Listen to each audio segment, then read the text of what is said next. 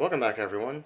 It is New Comic Book Wednesday, January 26, 2022, and today we are spotlighting the newest X book of the week, The 10 Deaths of Wolverine, Issue 1. Now, I have confirmed now through an article that the X does stand for 10 and not X, which is what writer Benjamin Percy says. Now, last week, if you tuned in, I spoke about the 10 Lies of Wolverine, which is a really great issue. Now, this is the 10 Deaths of Wolverine, and it's absolutely fantastic. Before I get into that a little bit, I just want to give a shout out to the variant cover that I have right here. It's done by artist Stephanie Hans. There was quite a few different covers to choose from, but this one was my favorite. So, as far as this issue goes, there's not a whole lot that I'm going to say because it's honestly just really great, and I highly urge all of you to jump up on this series when you can. Um, the feel of it reminds me a whole lot of back when Marvel was doing House of X and Powers of 10, which was a really great crossover that each issue came out once a week and each issue kind of led into the other. And that seems what they are trying to do here. And yeah, I just gotta say it's phenomenal. This issue, you know, not to be confused with Wolverine in the title, but it mainly follows Moira, who, if you had read the House and Powers series, you would know by now that Moira has a mutant ability of regeneration, and the paradise that the mutants have now on the island of Krakoa has been basically the trial and error, sorry, of Moira's um, deaths and lives. We are on what I believe is her 11th life, which in that series is potentially considered her final life. Now, like I said, there's not very much I want to share with this one, but just there's this really great panel here, Moira escaping through the portal. Now, if those of you read Inferno at all, I do say this is kind of a direct sequel to Inferno. And if not, go to your local comic book shop any day, and there are only 4 issues in this series. So, it's not a whole lot to catch up on.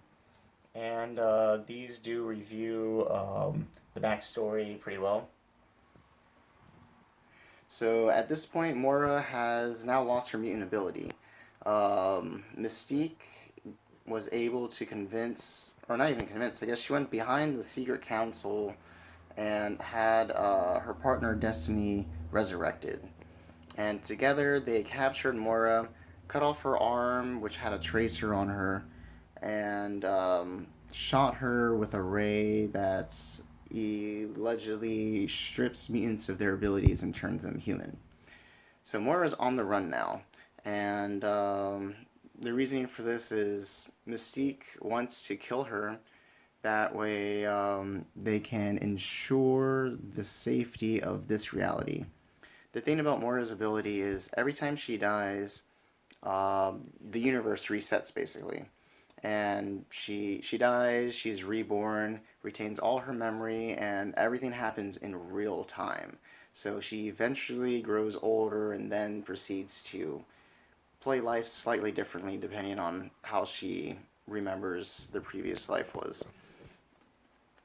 And yeah, this one, I'll just say it was great. You got to check it out. I have a part here that I wanted to show you. There's some nice little cameos in here, like this one. Jane Foster, Valkyrie makes an appearance. There's some other appearances in there, but yeah, again, highly encourage you guys to hop up on this. It's really wild. All right, so that's the first issue. I actually have 2 spotlights this week, believe it or not. my next spotlight is maybe just as or even greater than this comic. It is bum, ba Saga, Chapter 55. Now, Saga is a fantastic series done by Image Comics.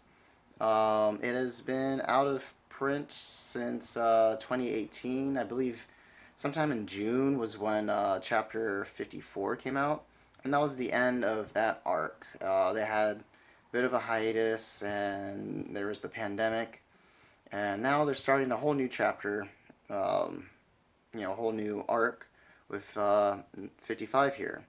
Just a little backstory. Saga's really cool. Done by writer Brian K. Vaughan, who wrote other stories like, well, he worked on Lost, the TV series, and he worked on The Runaways and Paper Girls for a couple of other comic books that he done. And there's beautifully fantastic art done by Fiona Staples. Now, backstory of Saga, it takes place in a different universe than ours, and there's this somewhat of a civil war that's been really long drawn out between the beings that live on the planet of Landfall, I believe it's called, and they are in war with their orbiting moon, the orbiting moon of Wreath. That's what it's called. Now, the story centers around one character from both sides who end up falling in love with each other, and they run away despite the fact that the universe has everything pitted against them. Both of their kinds are extremely racist against the other, and they are just living as refugees trying to make their lives work while also raising a very highly illegal crossbred child. If you've never read Saga before, definitely check it out. It's really wonderful, and it's very popular. It's won multiple Eisner Awards, and by this day has sold over 7 million copies of different editions. Yeah, like I said, the art's fantastic. I'll show you a little bit in here. Like, there's Hazel, the daughter. She is about 10 years old now in this. Now I haven't kept up with it this far. I've read up to maybe issue 17 or so, where Hazel was perhaps 4 years old. Yeah, there's some really great art in here. Fiona Staples is wonderful. Take my receipt. Sorry. There's a really great panel there.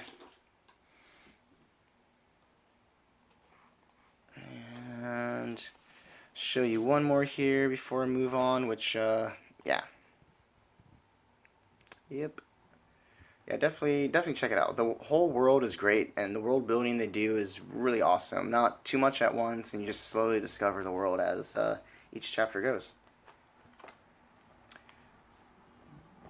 And what was especially cool about this is my favorite comic book shop, Third Eye Comics.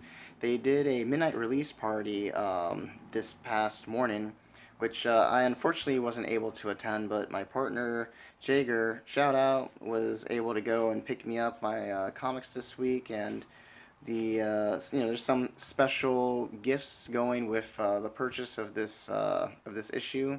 Got a Saga bookmark. Came with this tattoo and a sticker. Who doesn't like stickers? Well, I know I love stickers, but that's me. Anyway, so yeah, definitely check out Saga. I would love to say more, but it literally is a saga. Like there's so much going on. And the lore in it is just so rich. I really recommend it. Now we're gonna stick with Image Comics for a little bit here. Next one is gonna be Gunslinger Spawn #4. Now, to be honest, I have not read this one yet. I had missed issue 2 and 3, and they did not have those two issues when picking this up. Now, issue 4 just came out today, and I don't know. Yeah, this is part of the expanded universe that Spawn has done, or I guess Todd McFarlane has done. Gunslinger Spawn's really cool. This one's done by Todd McFarlane and R.S. Booth.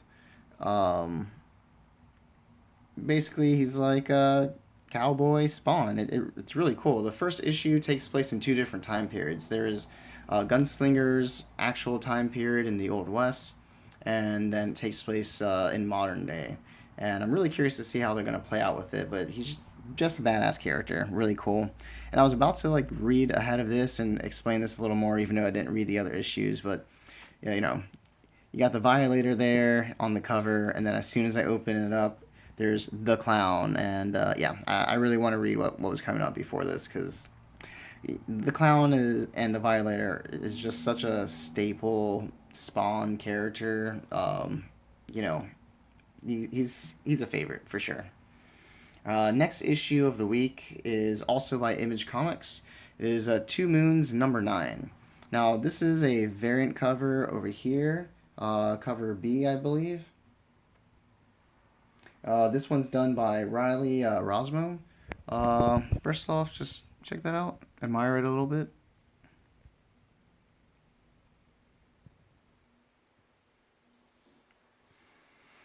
And it's even a little bit of a wraparound.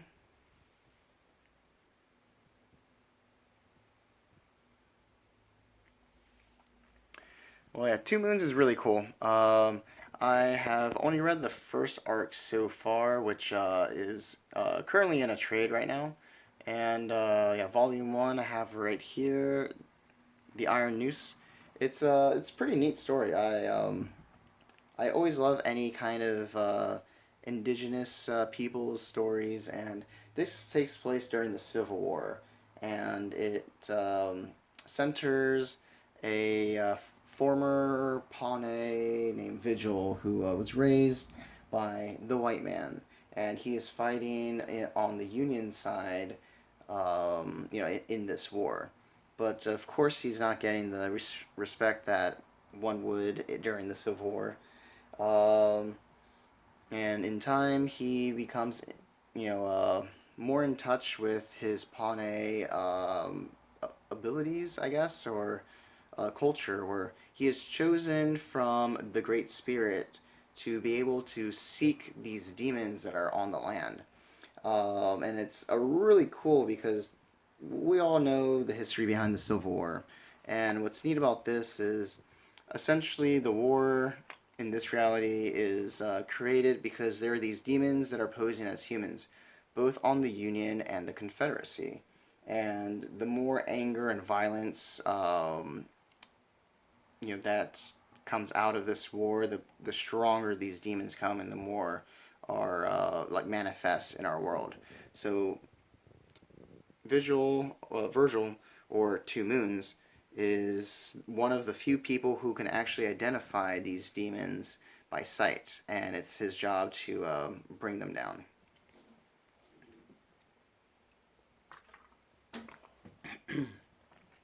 Next issue for the week is from Boom Studios, Power Rangers Universe #2. Now, this is a really great cover of, got all the Blue Rangers right here. Power Rangers Universe is really neat. Issue 1 came out last week, and that's a Red Ranger cover. This is essentially like the origins of the Rangers. Takes place in a world where there are these protectors that are like the Power Rangers, and they know about the Morphin Grid. But one of them is studying the grid, and there is a person who they find trapped in the grid who like comes out and is warning them of this creature coming to destroy them. Now this person that's stuck in the grid has like absorbed all this energy from the Morphin Grid, and in order to save his life, one of the characters creates a device that will help distribute their energy, or that person's energy, into the suits that the rest of them have. And that is the birth of the Power Rangers. And what I really love about this panel right here is each Ranger here is a different Ranger from a different series. You got classic Mighty Morphin, you got Zeo, SPD, Dino Thunder. It's mix of everyone, and that's really cool. I think. I'm still feeling around how I feel about this series. If I'm gonna like keep up with the whole thing or not. There's 6 issues in total. And I really enjoy the Power Ranger comics in general. Um, I know what maybe some of you might be thinking, but it's definitely not anything like the TV show. What got me into this, or not this series, but just Power Ranger comics in general, is I picked up one and I did not realize how incredibly dark the Power Rangers could be. And yeah, the colors are wonderful, the art is great, the story is fun. And yeah, it can be very dark, and I'm definitely one who likes dark stuff. All right, next issue I have is not one of this week, but it's Joy Operations #1. This is a Dark Horse comic. Issue #3 came out today, actually, and I've been meaning to read this, and I don't know why I didn't pick it up the first time it came around. I guess I just overlooked it. So instead of getting issue 3, I started with issue 1. And it's pretty cool. Done by Brian Michael Bendis, who is a fantastic writer. I don't know if any of you know him or not, but his name is pretty big in the comic world. I originally I originally learned of Brian Michael Bendis when I first started getting into comics by reading Ultimate Spider-Man, and he was the creator of that, or he was definitely the writer that started and saw it all the way through. Um, this story is really neat. So it takes place sometime in the future. When I read the synopsis, it says 55 years in the future, which to me seems much further than that, but seems to center this assassin who hears some kind of voice in her head, but the voice is actually like a person with inside her, and she has no memory of how this happened. But do want to show this? The art in here is really fantastic. Like, here's the city. I'm really curious to see where this is gonna go. Um, I'm just as lost as the main character with why she has this person speaking with her. No one else can hear them. But yeah, see little like gravity boots. She's like out trying to do a mission, and there's this creature that identifies her, and they have to fight. But yeah, it's really cool. I tried out this one. I'm definitely gonna go back and get issue 2 and 3. Yeah, and yeah, there's one more. If this 2-page spread does not say beautiful art, then I don't know what does.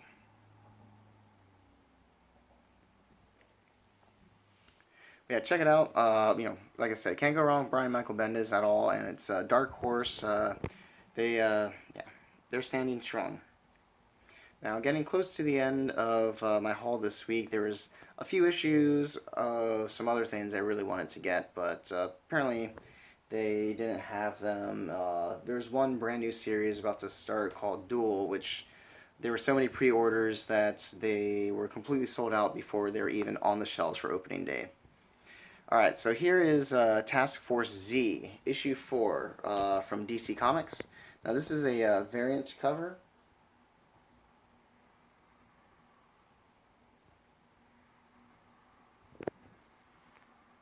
This is a variant cover, and sorry about that that pause there.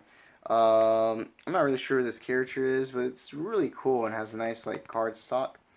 Um, so Task Force Z is essentially a different subsect of the Suicide Squad.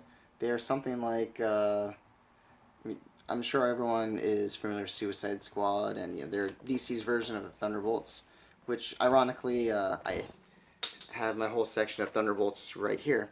But yeah, unlike the Suicide Squad, these characters are all dead or undead. They are corpses that are reanimated and are zombies. and they're led by Jason Todd, the Red Hood. And Red Hood here, in this issue, confronts Two-Face, who seems to be the director behind the whole project, and is trying to see if what kind of sinister, if there are plans for them. It's a kind of interesting story there. Now, last of the week is not a single issue, but a trade. This came out today, Moths, done by AWA Upshot. I swear by them. You know, if you have not got that yet from these videos, you know, these two whole videos that I've done before, you'll know now that I really love everything AWA does. I haven't really read this one yet, but essentially it takes place from their expanded universe. I will at some point do an AWA Upshot video strictly because one of their debut stories, The Resistance, sets up this expanded universe that is free for different writers to write in. And this is one of the extra stories in there. In The Resistance, there is a global pandemic that wipes out the majority of humanity. And some of the people who survive develop special abilities. Now, in this story, we have this one character who, once she taps into her abilities, she has 6 months to live. And so I'm curious to see the stakes that will be in there. It's done by J. Michael Straczynski, who is a longtime Amazing Spider-Man writer. And yeah, it's pretty neat. Alright, everyone. Well, that's my haul this week. Thanks for listening to The Scoop. I'd like to talk to y'all next week. Thank you again for tuning in. Please share, like, and subscribe. And if you have any questions of anything at all, feel free to comment. I would really like to make this this video or these videos a little more interactive in a way. Yeah, I would really encourage you guys to ask questions because I'll answer you guys, and I really like the idea of making specific videos to help flesh out some of the questions y'all have. Well, anyway, that's my spiel. Thank you very much, and have a good night. Keep on reading.